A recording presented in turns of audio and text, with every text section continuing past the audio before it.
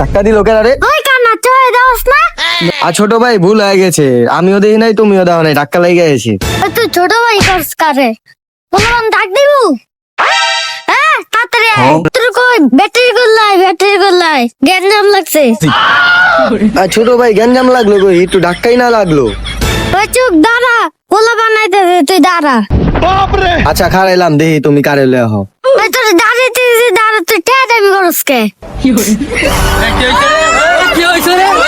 কি হয়েছে ভাই? গালি কোন ভাই? দাঁড়া বুঝতেছি।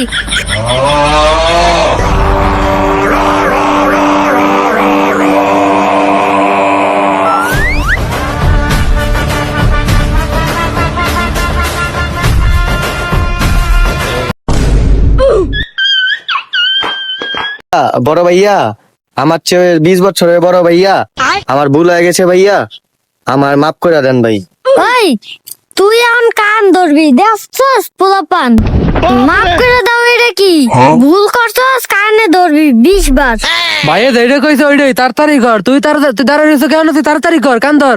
আচ্ছা ভাই, আমি কান ভুল করছি, কান ধরুম না, সমস্যা নাই, কিন্তু ভাই আমি আপনার নামটা জানতে চাই, আপনি কেঠা ভাই, এলাকায় আইছেন, একটু জানা তো দরকার।